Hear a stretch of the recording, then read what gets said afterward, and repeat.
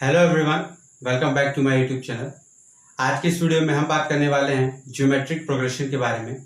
इससे पहले की जो हमारी वीडियोस थी उन वीडियोस में हमने आपको सीक्वेंस एंड सीरीज में अर्थमेटिक प्रोग्रेशन के बारे में बताया और आज की इस वीडियो में हम बात करेंगे ज्योमेट्रिक प्रोग्रेशन के बारे में। तो आइए चलिए वीडियो स्टार्ट करते हैं।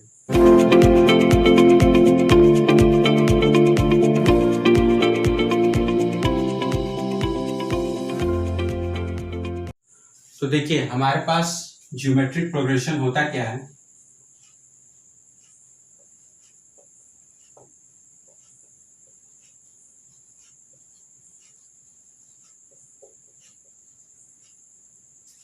देखिए, जब हमने आपको बताया था कि अगर हमारे पास कोई भी टर्म्स लिखे जा रहे हैं और उन टर्म्स के बीच का डिफरेंस अगर सेम होता है तो हम बोलते हैं कि वो हमारा अर्थमेटिक प्रोग्रेशन बनाता है।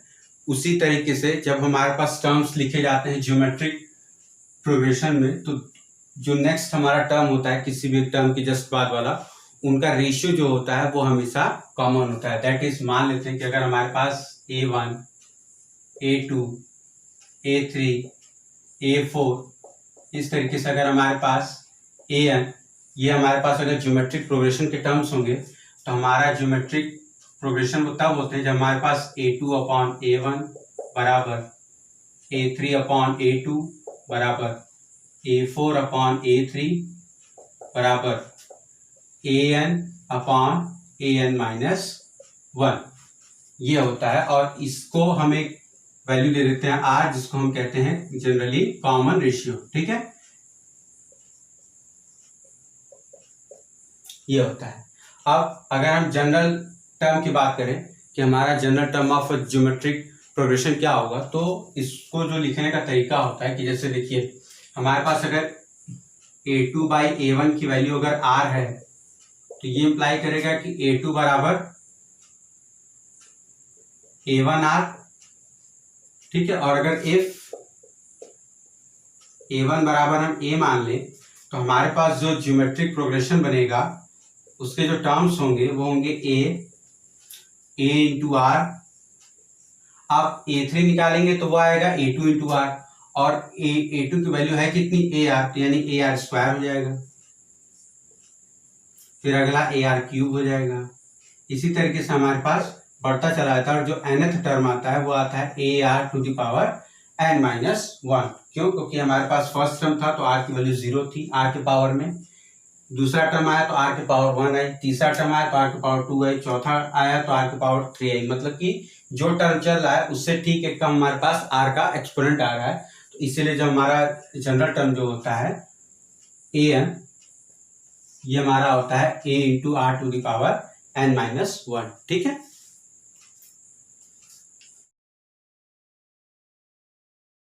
अब देखिए ये तो हमारे पास हो गया कि nth टर्म की हम बात कर ली क्या होगा, तो हमने डायरेक्ट बोल दिया कि A into R to the power n-1 होगा। लेकिन जैसा कि हमने आपको AP में बताया था कि अगर हमसे nth term from the and पूछ दे तो हम क्या करेंगे, तो जैसा हमने AP के केस में किया था सिमिलर चीज यहाँ पर होगी। क्योंकि ज्योमेट्रिक और अर्थमेटिक प्रोग्रेशन में बस फर्क इतना होता है कि वहां पे टर्म्स के बीच का डिफरेंस सेम होता है, यहाँ पे टर्म्स के बीच का रेशियो सेम होता है।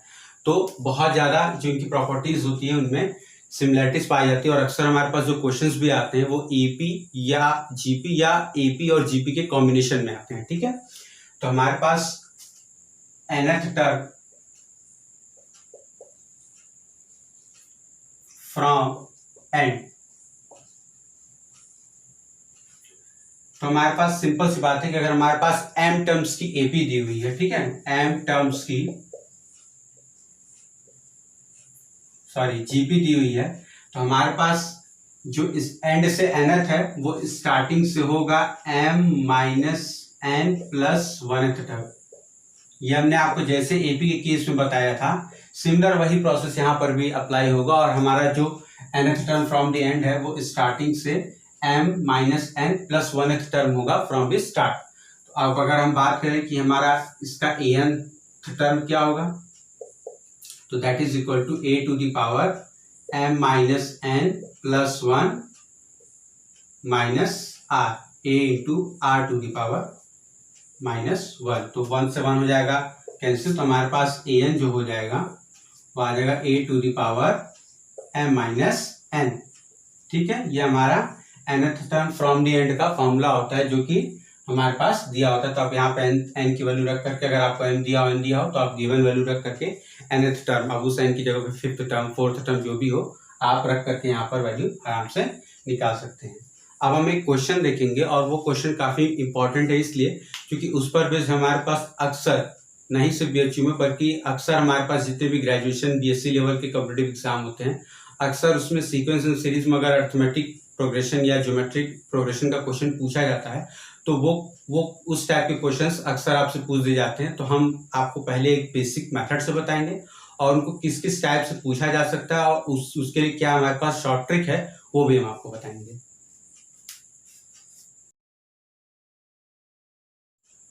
तो देखिए अब हमारे पास ये क्वेश्चन दिया हुआ है, कह रहा है if pth qth and rth term of a GP are A B and C respectively then find a to the power q minus r into b to the power r minus p into c to the power p minus q, इसके हमें value निकालनी है। ठीक है, तो अक्सर हमारे पास इस टाइप के क्वेश्चन आ जाते हैं। अब इसके दो फॉर्म और होंगे जिस फॉर्म में पूछा जाता है और उनके लिए भी मैं आपको बताऊंगा, साथ ही साथ इसके लिए भी बताऊंगा कि शॉर्टकट मेथड क्या हमारे पास, क्योंकि हमारे पास कॉम्पिटिटिव एग्जाम में ज्यादा टाइम नहीं होता। लेकिन अगर आपको क्लासरूम में पूछा जाता है तो आप इसको किस तरीके से सॉल्व करोगे पहले हम वो डिस्कस कर लेते हैं।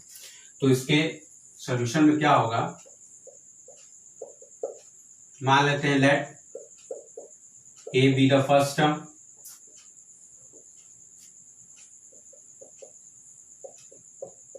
a be the first term of GP and let capital R be the common ratio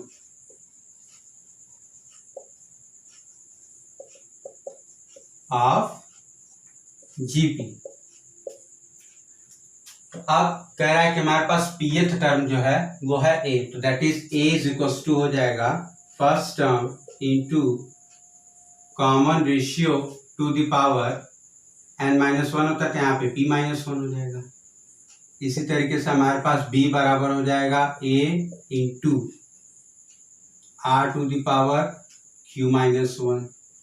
इसी तरीके से हमारे पास c बराबर हो जाएगा a into R to the power r minus one. ठीक है, ये हो जाएगा। तो अब हम क्या करेंगे, सिंपली इसी a की ये वैल्यू, b की ये वैल्यू और c की ये वैल्यू उठा करके इसमें रख देंगे। तो हमारे पास आ जाएगा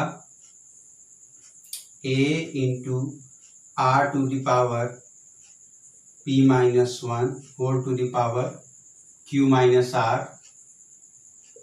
into a into R to the power q minus one to the power r minus p into a into R to the power r minus one to the power p minus q। ठीक है, अब देखिए आपको पता है कि m a के power m के पावर n है, तो आपको पता है कि ये आपस में क्या होते हैं, मल्टीप्लाई हो जाते हैं। और यहाँ पर भी a है, यहाँ पर भी है, यहाँ पर भी है, तो अगर बेसिस कॉमन है और वो मल्टीप्लाई हो रहे हैं तो पावर्स आपस में क्या होते हैं, ऐड हो जाते हैं। जैसे फॉर एग्जांपल 2 की पावर 1 इंटू 2 की पावर 2 इंटू 2 की पावर 3, तो आपको पता है कि तीनों को अगर आप मल्टीप्लाई करके भी लिखेंगे तो हमारे पास 8 इंटू 4 इंटू 2 आएगा। ठीक है, यानी 64। तो हम क्या करते हैं, 2 के पावर डायरेक्ट 6 लिख देते हैं, 3 + 2 + 1, तो उसका भी आंसर 64 ही आता है। तो वही चीज यहाँ पर करेंगे, हम a के पावर डायरेक्ट सबकी वैल्यूज लिख देंगे। तो सारी वैल्यूज क्या हैं, q minus R plus r minus p plus p minus q into, अब देखिए r के भी पावर में हम क्या करेंगे, अब यहाँ पे ये और ये मल्टीप्लाई होंगे तो हमको मल्टीप्लाई करके डायरेक्ट लिख दे रहे हैं। तो पी क्यू हो जाएगा माइनस पी आर हो जाएगा। ठीक है, और ये माइनस वाले जो टर्म है हमारे पास, -1 यहाँ से आएगा, -1 यहाँ से आएगा, -1 यहाँ से आएगा, इसको हम एक तरफ बाहर कर देंगे। उसके बाद प्लस यहाँ से हमारे पास क्यू आर आएगा, माइनस क्यू पी आ जाएगा, प्लस हमारे पास यहाँ से आर पी आ जाएगा माइनस आर क्यू आ जाएगा, उसके बाद प्लस सभी के पावर में माइनस, तो हमारे पास आ जाएगा minus of Q minus R, तो इसको हम डायरेक्ट आर माइनस पी लिख दे रहे हैं, ठीक है, सॉरी आर माइनस क्यू, यहां से ये होगा -1 इंटू होगा तो पी माइनस आर कर दे रहे हैं इसको, यहां -1 होगा मल्टीप्लाई तो क्यू माइनस पी कर दे रहे हैं।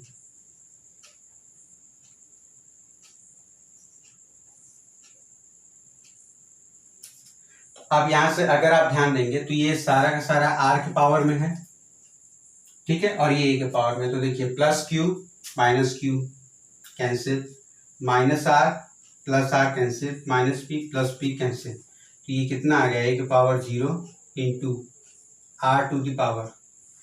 अब देखिए plus P Q minus P Q minus P R plus Q R minus Q R cancel हो गया, ये 0 आ गया।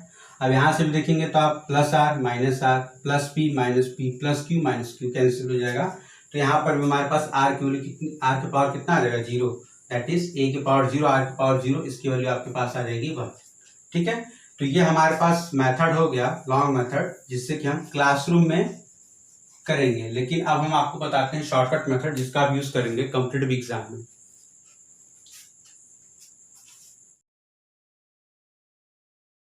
तो देखिए आप कॉम्पिटिटिव एग्जाम की अगर हम बात करें तो यहाँ पर आपको सिंपल सी एक कॉन्सेप्ट यूज करना है। आप क्या कर रहे थे अभी यहाँ पर कि आप ए को ए और आर में लिखे, बी को ए और आर में लिखे, सी को ए और आर में लिखे, ठीक है। तो हम क्या करते हैं, सिंपल सा यहाँ पर एक चीज मान लेते हैं नॉर्मली कि ये भी हमारा ज्योमेट्रिक प्रोग्रेशन का टर्म है, ये भी ज्योमेट्रिक प्रोग्रेशन का ही टर्म है, और ये भी ज्योमेट्रिक प्रोग्रेशन का ही टर्म है, मतलब कि इन सभी को हम ए और आर के टर्म्स में लिख सकते हैं। और अगर ए और आर के टर्म्स में हम लिख सकते हैं तो चूंकि हमें यहाँ पर शॉर्टकट मेथड अप्लाई करना है, तो हम क्या करेंगे, इन सबको किसी क्वांटिटी के बराबर मान लेंगे। अब आप कहेंगे कि सर किसी क्वांटिटी के बराबर कैसे आपने मान लिया, ये सारी वैल्यूज तो अलग होंगे, बिल्कुल अलग होंगी, लेकिन आपको यहाँ पर करना है क्या, अपना टाइम सेव करना है। नेचुरली मैंने आपको जिस प्रोसेस से बताया आप उस प्रोसेस से जाएंगे, वो प्रोसेस सही है, लेकिन बात है कि कॉम्पिटिटिव एग्जाम में आपके स्टेप नहीं लिखे जाते, ठीक है। स्टेप के लिए जो होता है वो मैंने आपको बता दिया। अभी आपको क्या करना है, शॉर्टकट अप्लाई करना है। तो आप सिंपली क्या करोगे, सभी के सभी ए और आर के ही टर्म्स में होंगे, तो कोई एक लीस्ट वैल्यू के बराबर मान लेते हैं, और उसके बाद इन सभी के पावर में Q minus R plus R minus P plus P minus Q आ जाएगा। अब इन सभी को आप ऐड कर दीजिए, के पावर 0 आ जाएगा, मतलब कहानी खत्म। मतलब इन शॉर्ट में आपको बताऊं, इन सभी एक्सपोनेंट्स को आपस में ऐड कर दीजिए। अगर इन सभी एक्सपोनेंट्स को आप ऐड करते हैं और वैल्यू 0 आ जाती है, तो दैट मीन्स कि किसी भी नंबर के पावर 0, इनफाइनाइट नहीं, फाइनाइट की मैं बात कर रहा हूँ, तो किसी भी फाइनाइट नंबर के पावर 0 है तो दैट मीन्स कि उसकी वैल्यू 1 है। और आप सिंपली यहाँ पे देखेंगे कि इन लोग को जब भी ऐड करेंगे तो हमारे पास वैल्यू 0 आ जाएगी, ठीक है। एक ही हो गया। दूसरा, इसी क्वेश्चन को अलग तरीके से पूछा जाता है, जैसे अगर मैं आपसे ये पूछ दूं कि Q minus R log A plus R minus P log B plus P minus Q log C बराबर 0, या बराबर में इसकी वैल्यू पूछ दूं, मैं आपको यही सेम चीज दूंगा। If P th Q th and R th terms of A P are in G P and A B C respectively, ठीक है। अगर पी एथ क्यू एथ आर एथ टर्म्स आपके ए बी सी हैं तो फाइंड करिए इसकी वैल्यू। तो अब आपको ये लगेगा कि यहाँ पे पी माइनस क्यू कैसे आ गया, लॉग कैसे आ गया, तो देखिए कुछ नहीं है, सिंपल सा इसकी वैल्यू यहाँ पर कितनी आई है, 1 आई है। तो अगर मैं इसको 1 से रिप्लेस कर दूं और दोनों तरफ लॉग ले लूं, तो आपको पता है कि लॉग की प्रॉपर्टी होती है कि लॉग के बेस के अंदर अगर आपके पास कोई भी दो तीन चाहे जितने भी नंबर हैं अगर प्रोडक्ट्स में है, तो उन सभी को हम सेपरेट लॉग के समेशन के फॉर्म में लिख सकते हैं। जैसे लॉग ब्रैकेट में अगर a into B into C है तो उसको log A plus log B plus log C लिख सकते हैं। तो सिंपल सी चीज मैंने यहाँ पर अप्लाई की है, जब दोनों तरफ लॉग अप्लाई करेंगे तो log this plus log this बराबर लॉग 1, और आपको पता है लॉग 1 की वैल्यू 0 होती है। अब लॉग ए के पावर m का प्रॉपर्टी हम यूज करेंगे, लॉग ए के पावर m बराबर m लॉग ए होता है। तो वही चीज यहाँ पर हमारा q माइनस आर यहाँ आ गया है, मल्टीप्लाई में ये log A, R minus P यहाँ आ गया log B, P minus Q यहाँ आ गया लॉग सी। अब ये बराबर आपके पास log 1 यानी 0 है, ठीक है। तो यहाँ पर ये वैल्यू आपके पास 0 आ जाएगी। इस तरीके से आपसे पूछ देता है, या कभी कभी आपको डायरेक्ट यही दे देगा a to the power b minus c into b to the power c minus a into c to the power a minus b। अब आपको इसमें कंडीशन क्या दिया रहेगा कि a b c जो है, ठीक है, वो आपके pth qth rth टर्म है gp और ap दोनों के, ठीक है, ap और gp दोनों के pth qth and rth term है आपके abc। तो बोल देगा then find the value of a to the power this, b to the power this and c to the power this। इसकी भी वैल्यू 1 आती है। उसका रीजन यही है कि जब भी आप a b c आपके AP में है, उनकी प्रॉपर्टी आप यूज करोगे, वही a b c आपके GP में भी है, क्योंकि सेम टर्म है, क्योंकि दोनों में दिया हुआ है कि pth qth and rth term है। तो जब उनकी प्रॉपर्टी यूज करके डिराइव करोगे तो आपको रिजल्ट ये आएगा कि जैसे हमने यहाँ पर कर रहे थे वही सेम चीज यहाँ पर है। अब आपको ध्यान देने वाली बात यहाँ पर ये है कि अगर हम a b c दिया हुआ p q और rth टर्म, तो यहाँ पर आप ध्यान दीजिए q की जगह पर हमारा b रिप्लेस हो गया, r की जगह पे c हो गया, ठीक है, r की जगह पे c हो गया, p की जगह पर a हो गया। तो हमारा जहाँ p q r था वहां पे रिस्पेक्टिवली a b c हमारा रिप्लेस हो गया है, और इसी चीज को हमें नए तरीके से पूछ दिया जाता है। तो हम फिर से यहाँ करेंगे कि अगर हमसे ये वैल्यू पूछ दिया कितना होगा, तो फिर बच्चे इसमें दिमाग लगाने लगते हैं, सर ये पावर इसमें दिया हुआ, वहां पे आप AP का टर्म निकालेंगे, GP का टर्म निकालेंगे, तो लंबा प्रोसेस होता है। तो आपको बस इतना ध्यान देना होता है कि आपको अलग अलग तरीके से चीजें घुमा के पूछी जाती है, रिजल्ट आपका वही आना होता है, ठीक है।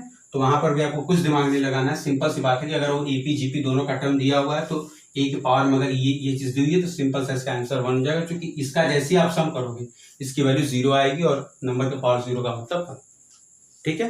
तो यही एक नॉर्मल सी ट्रिक आपको ध्यान रखनी है क्वेश्चन सॉल्व करते वक्त। इस तरह के क्वेश्चन अक्सर एग्जाम में पूछ दिए जाते हैं।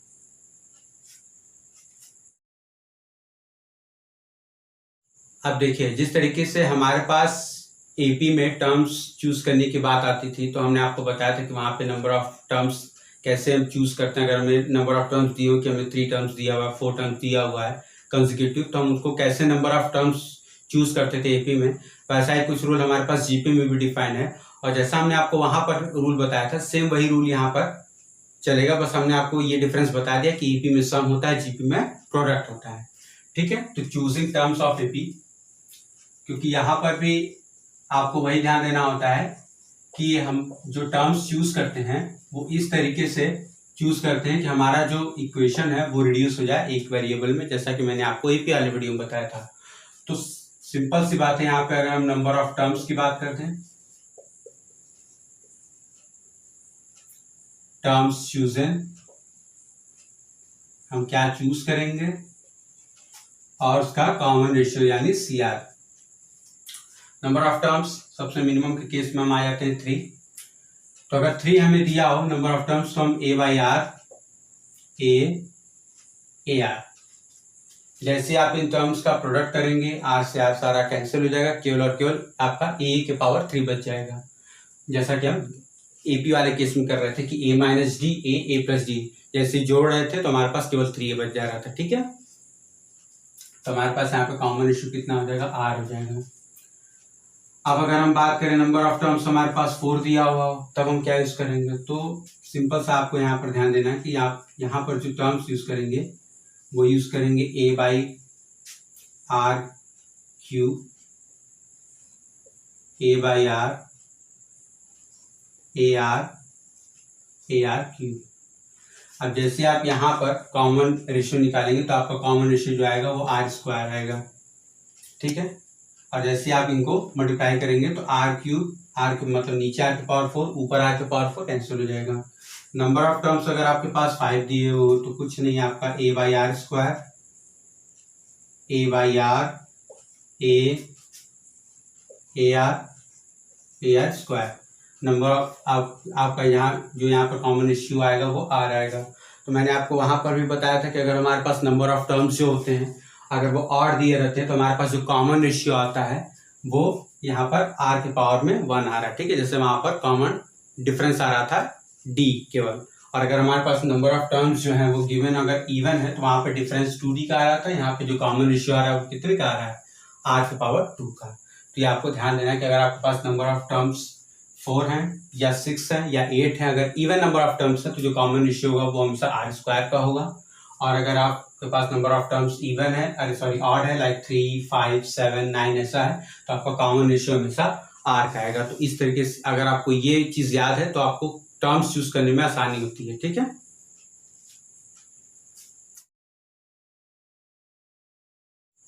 अब देखिए हम बात कर लेते हैं sum of terms of GP की।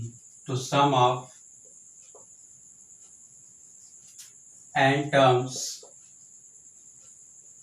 ऑफ जीपी, ठीक है, sum of N terms of GP. तो अगर मान लेते हैं कि हमारे पास एस एन बराबर A plus A R plus A R square plus A R cube plus इस तरीके से A R to the power n minus 1 दिया है, ठीक है। तो अब हम क्या करते हैं, इसमें फिर से दोनों तरफ r से मल्टीप्लाई कर देते हैं, आर एस एन बराबर, अब यहाँ पे ये ए आर आ जाएगा प्लस इसको एक आगे शिफ्ट करके लिख देते हैं A R plus A R square plus A R cube plus A R to the power n minus 1 plus A into R to the power n। यहाँ पर ये टर्म एक्स्ट्रा इसलिए आएगा क्योंकि जैसे हम इसमें r से मल्टीप्लाई करेंगे तो ये r की पावर n माइनस 1 से 1 हट जाएगा, तो केवल a into R to the power n आ जाएगा। और जहाँ r के पावर में n माइनस 2 था वो यहाँ पर एक r ऐड होकर के a into R to the power n minus 1 बना देगा। अब इन दोनों को हम क्या करते हैं, ये प्लस में है, अब इसको हम सब्ट्रैक्ट कर देते हैं।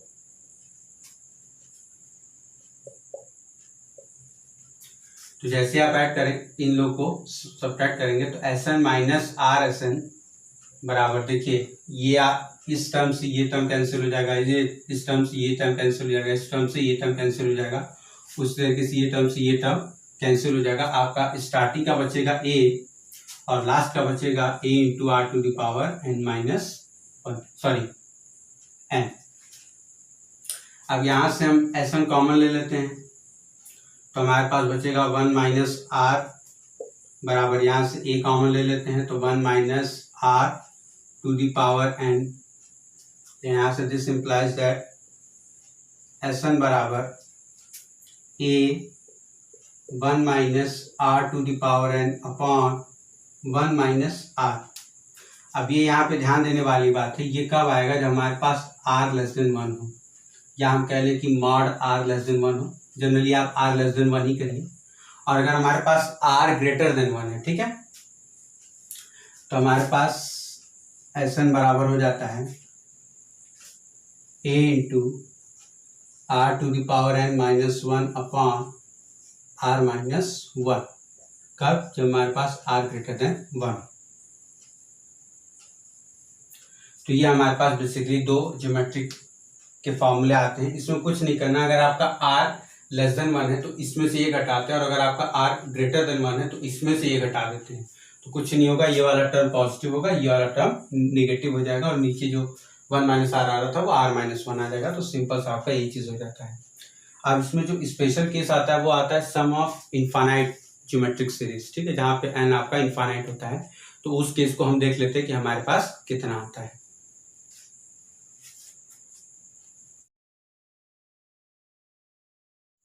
तो देखिए अब सम ऑफ इनफाइनाइट